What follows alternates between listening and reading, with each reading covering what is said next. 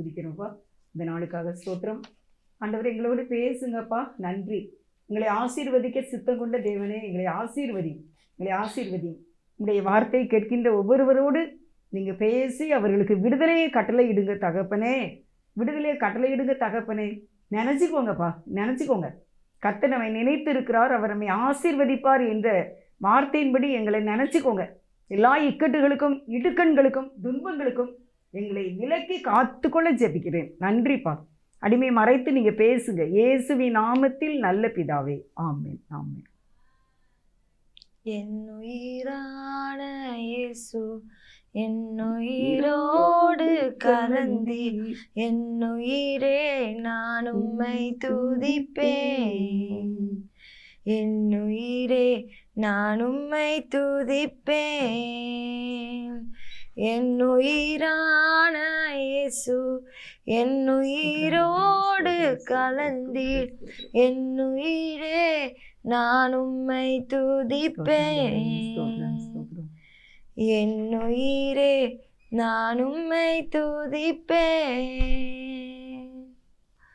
எங்கள் உயிரான உலகமெல்லாம் மறக்குதையா, உணர்வு எல்லாம் இனிக்குதையா, உணர்வெல்லாம் மணக்குதையா, உணர்வு எல்லாம் இனிக்குதையா.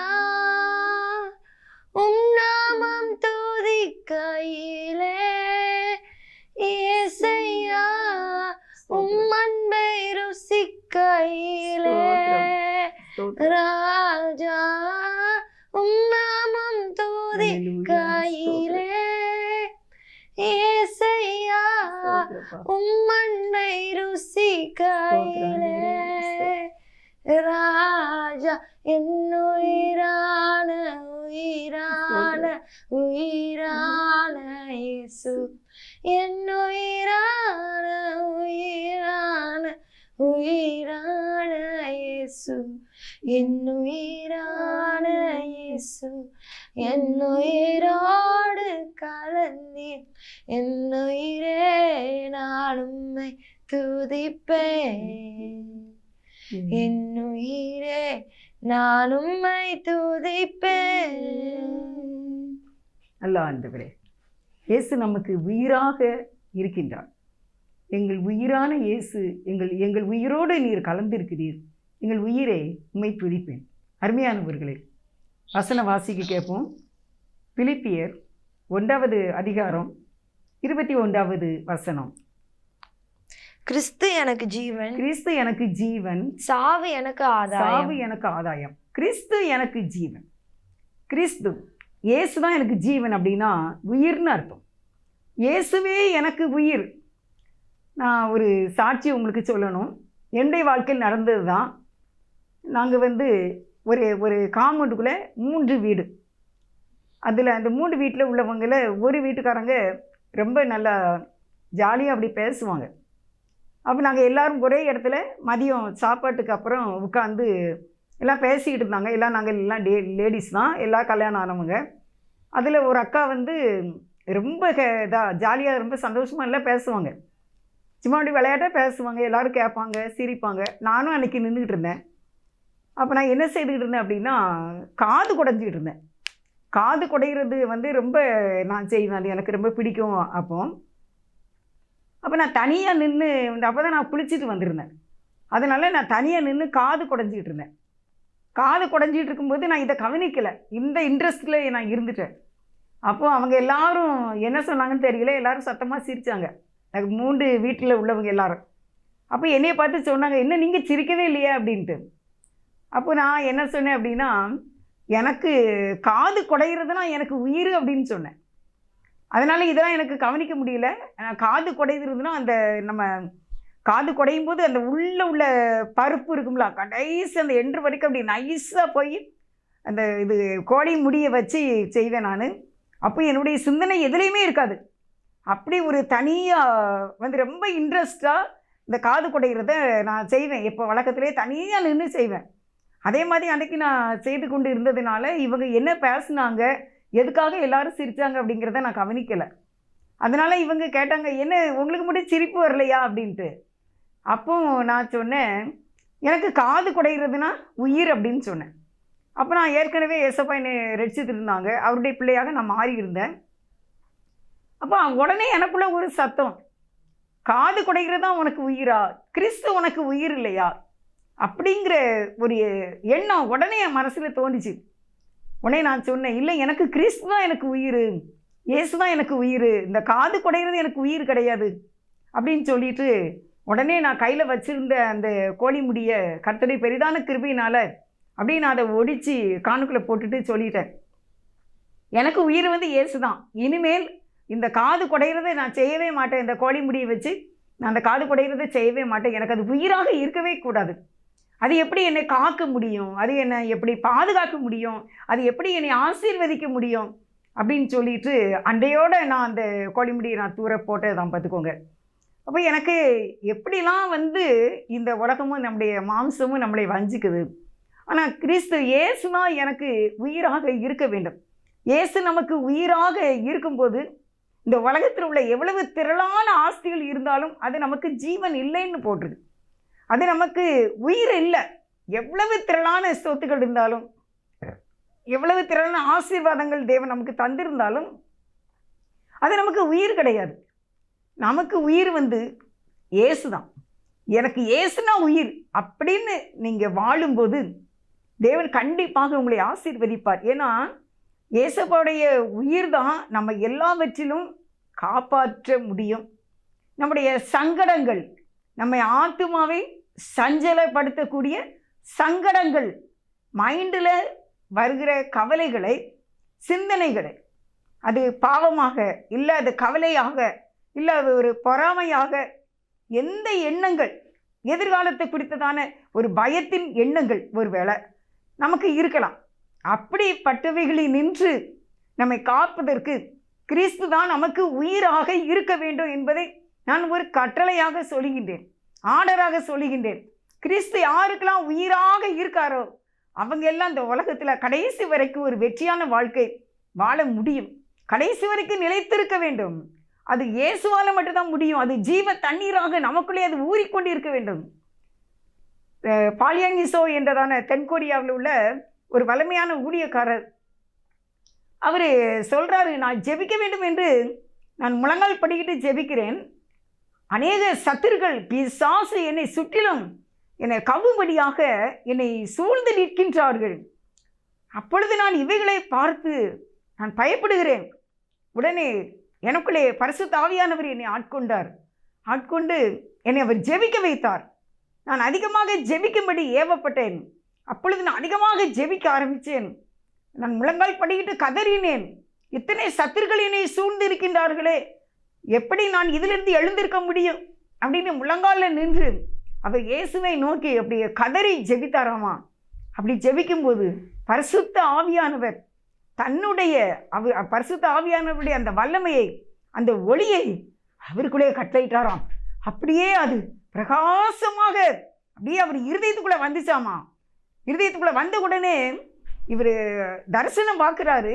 இவரை சூழ்ந்து நின்ற அந்த பொல்லாத ஆவியின் கூட்டங்கள் அனைத்தும் அழிந்து விட்டன, ஒன்று கூட இல்லை.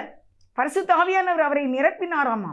அப்படி நிரப்பின உடனே இருதயத்தில் இருந்த சந்தோஷம், களிப்பு, மன அமைதி, சமாதானம் பொங்கி வழிந்துதான். இப்படி ஒரு அறையில் இருந்து நான் ஜெபம் பண்ணி கொண்டு இருக்கின்றேன், அந்த ஒரு எண்ணம் கூட இல்லாமல் அவ்வளவு ஒரு மகிழ்ச்சியாக இருந்தது என்று அவர் தன்னுடைய வாழ்க்கையில் உள்ள அனுபவத்தை சொல்லுகின்றார். அருமையானவர்களே, அவர் கிறிஸ்து எனக்கு ஜீவன் என்று சொல்லுகின்றார். இயேசுதான் எனக்கு உயிராக இருக்கின்றார். ஏன்னா இந்த உலகத்தில் அநேக நம்முடைய வாழ்க்கையை சஞ்சலப்படுத்தக்கூடிய காரியங்கள் இருக்கின்றது. அப்போ இந்த இயேசுதான் நமக்கு உயிராக இருக்கும்போது இந்த சங்கடங்களை அவர் மாற்றக்கூடிய சக்தி உள்ளவராக இருக்கின்றார், வல்லமை உள்ளவராக இருக்கின்றார். இயேசுவை எவ்வளவு நீங்கள் பற்றி கொள்கிறீர்களோ அந்த அளவுக்கு இந்த உலகத்தில் கடைசி வரைக்கும் நமக்காக, நம்முடைய குடும்பத்துக்காக தேவன் பெரிய காரியங்களை செய்வார். எதை குறித்து கவலைப்பட வேண்டாம். ஏனென்றால் 2000 வருஷத்துக்கு முன்னாலே நமக்காக அவர் ஜீவனை அங்கே கொடுத்து விட்டார். தன்னுடைய இரத்தம் எல்லாம் சிந்தி விட்டார். அவருடைய இரத்தம் ஒரு துளி கூட ஏசப்பா தனக்குன்னு வைக்கல.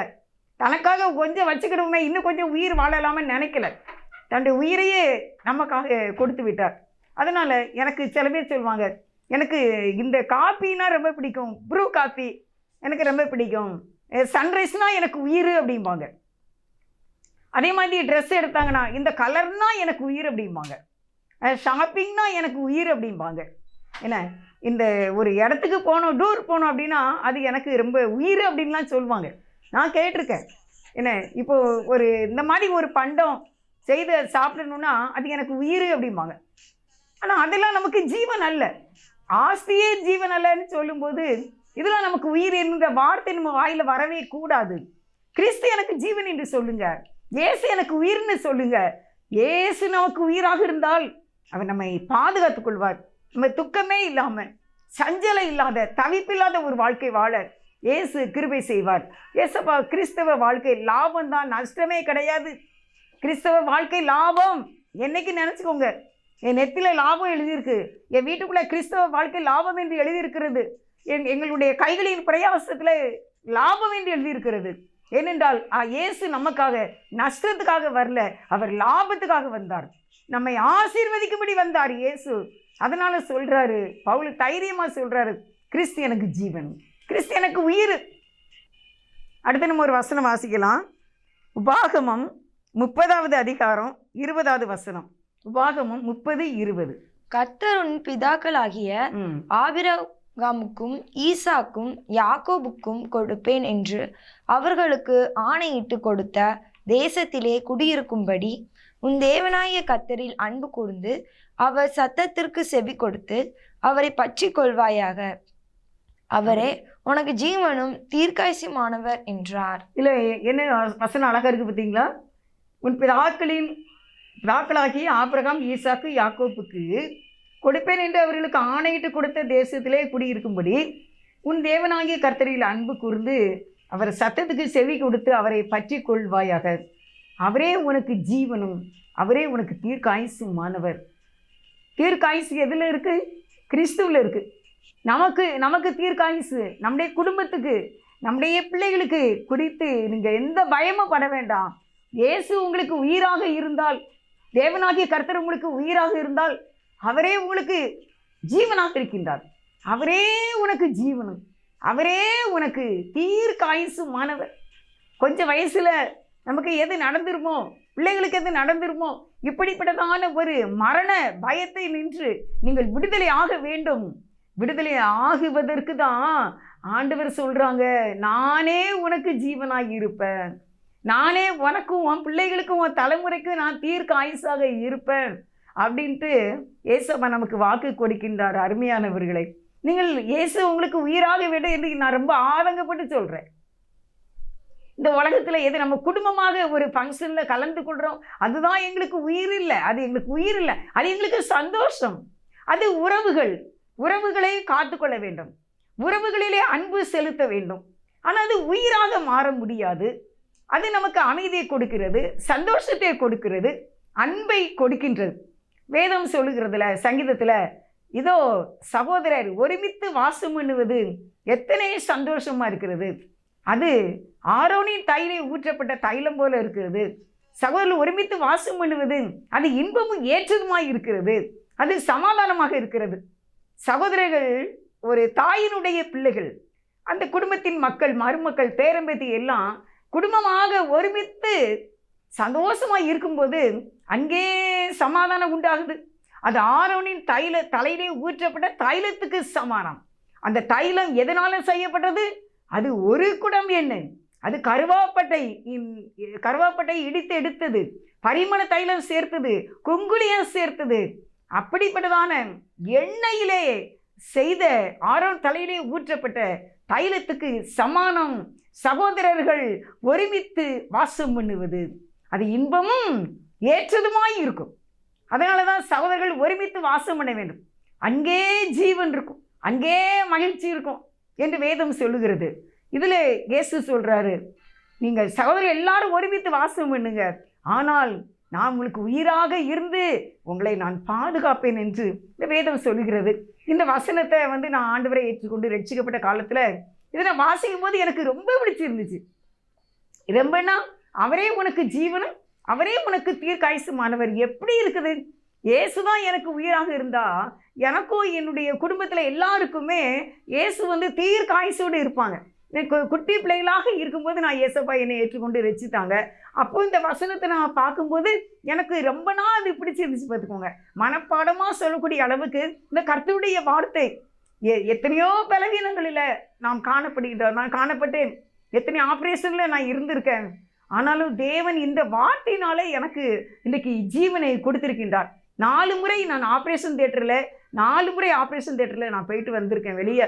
ஆனாலும் தேவன் இது நாள் வரைக்கும் அவருக்காக அவரை பற்றி சொல்ல, அவரே எனக்கு ஜீவனம், இயேசுவே எனக்கு ஜீவனம், என் தேவனாகிய கர்த்தரே எனக்கு ஜீவனம், என் பரம தகப்பனே எனக்கு ஜீவனம், எல்லாவற்றுக்கும் உயிரோடு எழுந்த இயேசு பரிசுத்த ஆவியானவர் வழி நடத்துகிற தேவனும் அவரே ஜீவனாக இருக்கின்றார். அவரே உயிராக இருக்கின்றார். அவரே நம்ம மன்றாடும் போது ஜெபத்தை கேட்கின்றார். இயேசு உங்களுக்கு உயிராக இருக்கின்றாரா? இன்றையிலிருந்து நீங்கள் சொல்லணும், கண்டிப்பாக நான் பரிசுத்த ஆவியானவராலே ஏவப்பட்டு இந்த வார்த்தை உங்களுக்கு சொல்லுகின்றேன். இயேசு எங்களுக்கு உயிர், இயேசுதான் எங்களுக்கு ஜீவன், இயேசுதான் எங்களுக்கு உயிர்னு நீங்கள் சொல்வீங்களா?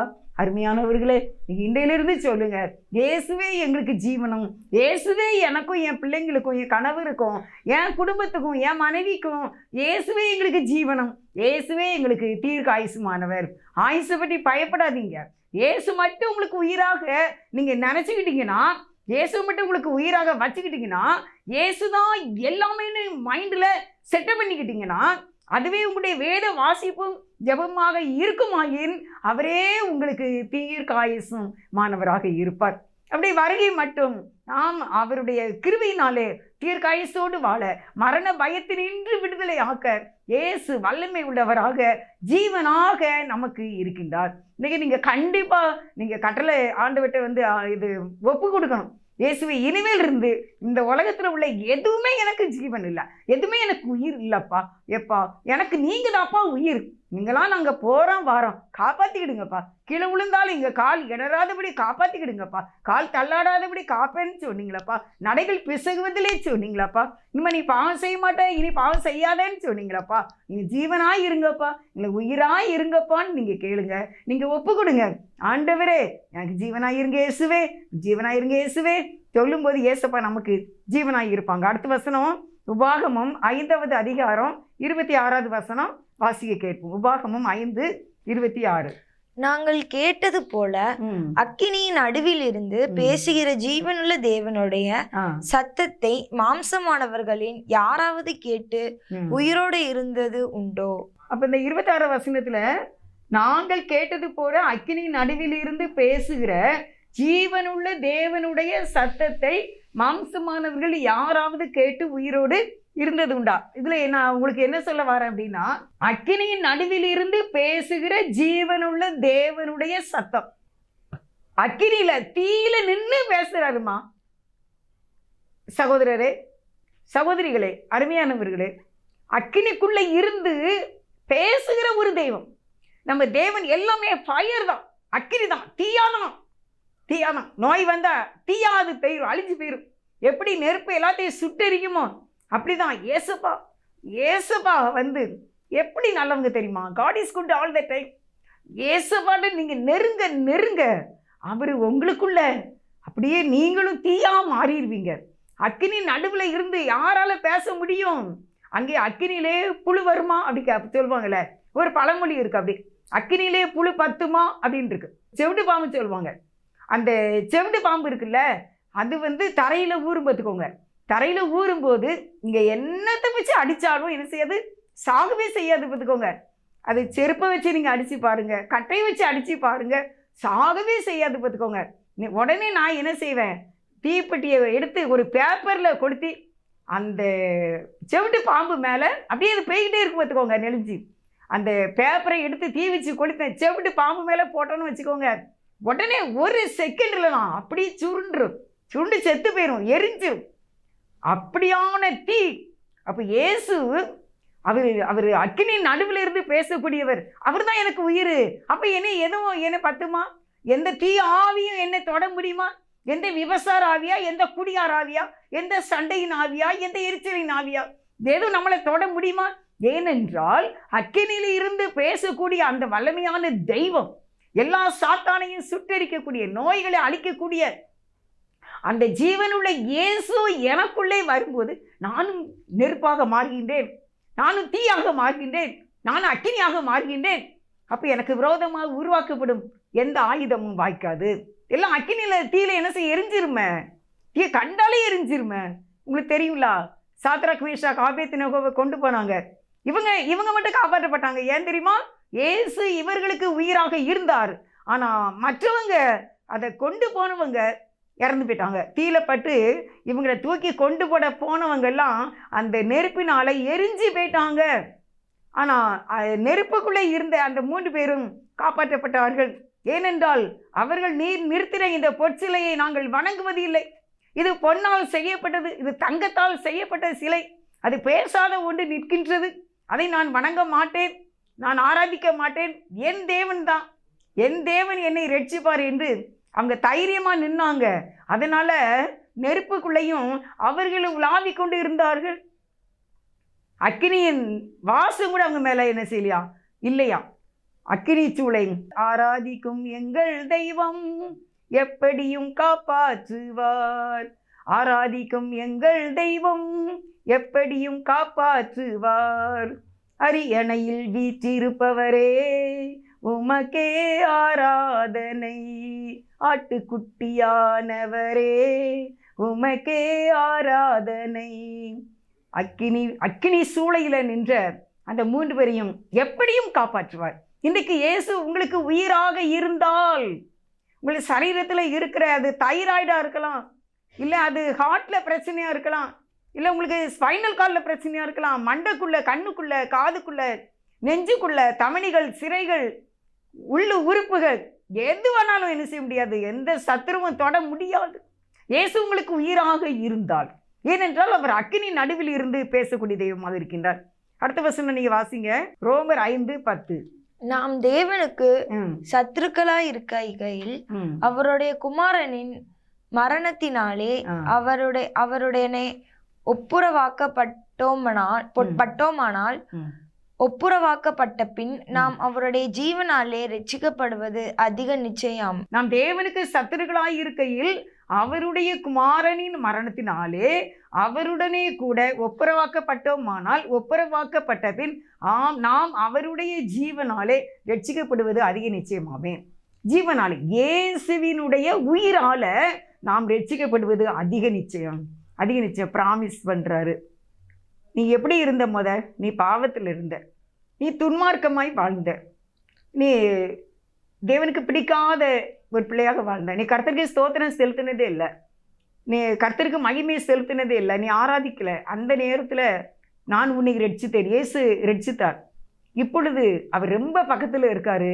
அவருடைய உயிரினாலே நாம் காப்பாற்றப்படுவது அதிக நிச்சயமாமே. ரொம்ப உண்மை அப்படின்னு இந்த இடத்துல நம்ம பார்க்குறோம். ரொம்ப உண்மையா சத்துருவாய் இருக்கும்போதே அவர் நமக்கு சமீபமாய் இருந்தார். இப்பொழுது அவர் அதிக சமீபமாய் இருக்காரு. அவர் நமக்காக தன்னுடைய ஜீவனை கொடுத்தார், மரித்தார், உயிரோடு எழுந்தார். இப்போ அவருடைய உயிராலே என் உயிர் மீட்கப்படுகிறது. அவருடைய உயிரால், இயேசு கிறிஸ்துவினுடைய அந்த உயிரால, அந்த ஜீவனால நம்ம எல்லாரும் காக்கப்படுகின்றோம்.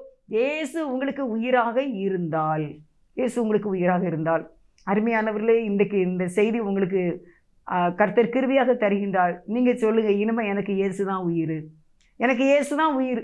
என்னன்னாலும் பரவாயில்ல, இந்த உலகத்தில் உள்ள எல்லாம் அழிந்து போகும், மாயை மாயை எல்லாம் மாயை, எதுவுமே எனக்கு உயிராக முடியாது. என் தேவன் மட்டும்தான் எனக்கு உயிராக இருப்பார். கடைசியாக கொலேசியர் 3வது அதிகாரம் 3வது வசனம். ஏனென்றால் நீங்கள் மரித்தீர்கள், உங்கள் ஜீவன் கிறிஸ்துவுடனே ஜீவனுக்குள் மறைந்திருக்கிறது. நீங்கள் மரித்தீர்கள், நீங்கள் மரித்தீர்கள் எதுல? பாவத்தில். ஆனால் கிறிஸ்து அவருடைய ஜீவன் நமக்குள்ளே எப்படி இருக்கான்? மறைஞ்சிருக்கான். இன்னொரு நேரம் அந்த வசனத்தை வாசியமா, கொலைசியர் 3:3. ஏனென்றால் நீங்கள் மரித்தீர்கள், நீங்கள் மரித்தீர்கள், உங்கள் ஜீவன் கிறிஸ்துவுடனே, உங்கள் உயிர் அப்படி வச்சுக்கோங்க, உங்கள் உயிர் கிறிஸ்துவுடனே ஜீவனுக்குள், அவருடைய ஜீவனுக்குள் மறைந்திருக்கிறது. நல்ல புரியுதா உங்களுக்கு? நம்ம உயிர் அவர் உயிருக்குள்ள எப்படி இருக்கான்? மறைஞ்சிருக்கான். அப்போ அவருக்குள்ள நம்ம இருக்கோம் பார்த்தீங்களா? அப்போ அவர் நம்மை பாதுகாக்கிறார். நம்ம அவருக்குள்ளே மறைந்து இருக்கிறோம். எனக்கு இன்னும் நேரம் அந்த வசனத்தை வாசிக்கணும் போல இருக்குமா? இன்னும் நேரம் வாசிங்க. ஏனென்றால் நீங்கள் மரித்தீர்கள், நீங்க செத்து போயிட்டீங்க. எதுல? பாவத்துல. உங்கள் ஜீவன், உங்கள் உயிர் கிறிஸ்துவுடனே ஜீவனுக்குள் மறைந்திருக்கு. எப்படி சூப்பரா எழுதியிருக்காங்க பார்த்தீங்களா? உங்க உயிர் இயேசுக்குள்ள மறைஞ்சிருக்கு. இப்ப நீங்கள்ல வாழ்வது நான் அல்ல, கிறிஸ்துவே. ஏனென்றால் என் ஜீவன் இயேசுக்குள்ளே மறைந்து விட்டது. எப்படி ஒரு தாயின் வயிற்றிலே இருக்கிற குழந்தை, இருவரும் ஒன்றாக இருக்கின்றார்கள். ஆனால் அந்த குழந்தை எப்படி இருக்கு? வயிற்றுக்குள்ள மறைஞ்சு இருக்கு. ஆனால் அதுக்கும் ஜீவன் இருக்கு, இங்கேயும் ஜீவன் இருக்கு. தாய்க்கும் ஜீவன் இருக்கு, வயிற்றுக்குள்ளே 9 மாத குழந்தைக்குள்ளேயும் உயிர் இருக்குது. ஆனால் அந்த குழந்தை அந்த தாயின் வயிற்றுக்குள்ளேயே மறைந்து இருக்கு. அப்படி போல இயேசுக்குள்ளாக நாம் மறைந்திருக்கிறோம்.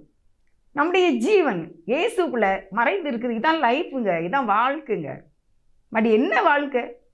அவருக்குள்ள மறைந்து இருக்கிற வாழ்க்கை தானே வாழ்க்கை.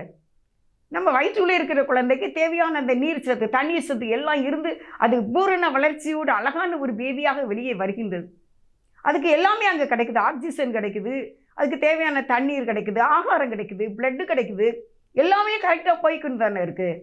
அது எவ்வளவு சுகத்தோடு இந்த பூமியில் அழகான ஒரு குழந்தையாக பிறக்கின்றது. அதே போல் இயேசுவுக்குள்ள நம்முடைய ஜீவன் மறைந்து இருக்கிறது, பத்திரமாக இருக்கிறது, பாதுகாப்பாக இருக்கிறது. அதனால நீங்கள் சொல்லணும், இயேசுவே எனக்கு உயிர். இதுக்கு மேலே எனக்கு இதை எப்படி இந்த வசனத்தை எவ்வளோ தெளிவாக சொல்லணும்னே எனக்கு தெரியல. நான் அனுபவிக்கின்றேன். எனக்கு இயேசுக்குள்ளே நான் மறைந்திருக்கின்றேன் என்பதை நான் அனுபவிக்கிறேன். அப்போ இயேசுக்குள்ளே நீங்கள் மறைஞ்சிருந்தீங்கன்னா உங்களுக்கு பெருமை வருமா? வராது இல்லை.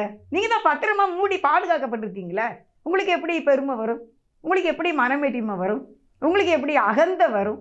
உங்களுக்கு எப்படி புரட்டு வாய், இப்படி அப்படிமா பேசக்கூடிய வாய் எப்படி வரும்? நீதிமானா ஆகணும்னு இருக்கும்ல. ஏனென்றால் இயேசுக்குள்ளே நீங்கள் இருக்கின்றீர்கள். ஒரு தாயினுடைய அந்த பிளட் சர்க்குலேஷன், அந்த தாயினுடைய சகல இரும்பு சத்துகள், கால்சியம் எல்லாமே அந்த குழந்தை எடுத்துக்கொள்கின்றது, வயிற்றுக்குள்ளே இருக்கிற குழந்தை. அதே போல இயேசுக்குள்ளே இருக்கிற சகல நன்மைகள், ஆசீர்வாதங்கள், பரிசுத்தம், அன்பு எல்லாமே கிறிஸ்துக்குள்ளே இருந்து அந்த சாறு, அந்த சக்தி, அந்த ஜீன் எல்லாமே நமக்குள்ளே வர்றதுனால இந்த பூமியிலே ஒரு தூய வாழ்க்கை வாழ இறைவன் நமக்கு உதவி செய்கின்றார். அதனால தான் சொல்கிறாரு கொலைசியர் 3:3, கிறிஸ்துக்குள்ளே என்னுடைய ஜீவன் மறைந்து இருக்கிறது. எல்லாருக்கும் இந்த அனுபவம் வேணும். அப்போ நம்ம பாவம் செய்ய மாட்டோம்ல. பாவம் செய்தால் என்ன மனசு கஷ்டமாக இருக்கு. என்ன அன்றைக்கெல்லாம் ஒருத்தங்க சொன்னாங்க, ஒரு பாவத்தை செய்துட்டு அதை மன்னிப்பு கேட்குறதுக்கு 3 நாளாகியும் ஆண்டவர் அதை மன்னிக்காமல் டிலே பண்ணுறாரு. ஏன்னா நீ பெரிய தப்பு பண்ணிட்ட, நல்லா மன்னிப்பு கேளு, நல்லா மனம் திரும்பு, இனிமேல் இதை செய்யவே மாட்டேன்னு சொல்லு, ஒழுங்காக மனம் திரும்பிடு பார்த்துக்கோ அப்படின்னு சொல்லி அந்த இருதயத்தில் அந்த மனசில் அமைதி வராமல் அந்த பாவ மன்னிப்பை கேட்டு கதறி அழுது ஜெபித்து அவர்கள் ஜெயம் எடுக்கிறார்கள். அப்புறம் சொல்கிறாங்க, இந்த பாவம் என் வாழ்க்கையில் அது வரவே இல்லை. ஏன்னா தேவன் எனக்கு சீக்கிரமாக அந்த சமாதானத்தை கொடுக்கலை. ஏன்னா நான் பெரிய தவறை செய்துட்டேன். அதனால் நான் நன்றாக உணர்ந்து நான் கிறிஸ்துவுடைய ஜீவனுக்குள்ளாக மறையும்படி மன்றாடி நான் அந்த பாவ மன்னிப்பை கர்த்தருடைய கிருபையினால் பெற்றுக்கொண்டேன். அதனால் இனிமைய வாழ்க்கையில் இந்த தவறை நான் செய்யவே மாட்டேன். ஏன்னா நான் 3 நாள் கடுமையாக கஷ்டப்பட்டுட்டேன். 3 நாள் கடுமையாக கஷ்டப்பட்டேன். இனிமேல் நான் பாவம் செய்ய மாட்டேன், இந்த பாவத்தை நான் செய்ய மாட்டேன் அப்படின்னு சொல்லி அவங்க மனம் திரும்புகிறாங்க. தேவன் உடனே மன்னிக்காமல் நல்ல மனம் திரும்ப வைக்காரு, நொறுங்குண்ட இருதயத்தை ஆக்குறார். ஏன்னா நீ வாழணும், நீ என் கூட பரலோக ராஜ்யத்துக்கு வரணும் அப்படிங்கிறதுனால. அருமையானவர்களே, இந்த நாளில் நம்ம அப்படியாக கிறிஸ்துவாகிய ஜீவனுக்குள்ளே மறைந்திருக்க வேண்டும். ஒரே ஒரு வசனம், யாக்கோப்பு 4:14. யாக்கோப்பு 4:14 வாசித்து நான் முடிக்கிறேன். நாளைக்கு நடப்பது உங்களுக்கு தெரியாதே, உங்கள் ஜீவன் எப்படிப்பட்டது, கொஞ்ச காலத்தில் தோன்றி பின்பு தோன்றாம போகிற புகையை போல் இருக்கிறது. பாருங்க, கண்டிப்பா இதை பார்த்துக்கோங்க. 4:14 யாக்கோப்பு. உங்களுடைய உயிர் எப்படியா புகையை போல தான். புகை அப்படியே ஒரு பொருளை எரிங்க, அடுப்பை எரியும், அடுப்பெலாம் எரிஞ்சு முடிஞ்ச உடனே புகை எந்திக்கும், அடுப்பை ஆஃப் பண்ண பிறகு புகை எங்கே போச்சுன்னே தெரியாது. இதே போல தான் மனிதனுடைய வாழ்க்கை. இந்த வாசியம் என்ன நேரம், நாளைக்கு நடப்பது உங்களுக்கு தெரியாத, நாளைக்கு என்ன நடக்குன்னே உங்களுக்கு தெரியாத. உங்கள் உயிர் புகையை போல. ஜீவன் எப்படிப்பட்டது? கொஞ்ச காலத்தில் தோன்றி பின்பு தோன்றாமல் போகிற புகையை போல இருக்கிறது. அவ்வளவுதான். எங்க வீட்டுக்கு பக்கத்துல ஒரு பெரிய 3 விதமான கட்டடங்கள் எரிந்து சாம்பலாயின் அப்படியே எரிந்து புகையாக அப்படியே அந்த ஏரியா முழுவதும் அந்த புகையாக காணப்பட்டது. ஆனால் ஃபயர் சர்வீஸ்லேருந்து அணைச்ச உடனே ஒன்றுமே இல்லையே கொஞ்ச நேரத்தில். இதே போல தான் அப்படியே வாழ்க்கை. நாளைக்கு நடக்குது எப்படிப்பட்டது என்று உனக்கு தெரியாதே. அதனால் உன் ஜீவன் இப்படிப்பட்டது தான். அதனால் உங்களுக்கு இயேசுவே உயிராக இருக்கட்டும், இயேசு உயிராக இருக்கட்டும். அவரே எனக்கு ஜீவனும், அவரே எனக்கு தீர்க்க ஆயுசுமானவர். இயேசுவே, இனிமேல் நீங்கள் தான்ப்பா எனக்கு உயிர், நீங்கள் தான் எனக்கு உயிர். ஸ்தோத்திரம். நேசிக்கிறீங்க நல்ல தகப்பனே, உமக்கு நன்றிப்பா. எங்களை தாழ்த்துகிறோம். எங்கள் உயிரான இயேசு எங்கள் உயிரோடு கலந்தீர். எங்கள் உயிரே உமக்கு ஸ்தோத்திரம். எங்கள் உயிரே உமக்கு ஸ்தோத்திரம். ஸ்தோத்திரப்பா, நன்றிப்பா. எங்களை தாழ்த்துகிறோம். ஜெபத்தை கேட்ட தேவனுக்கு நன்றி. எல்லாரையும் ஆசீர்வதி. இயேசுவின் நாமத்தில் நல்ல பிதாவே, ஆமென். God bless you.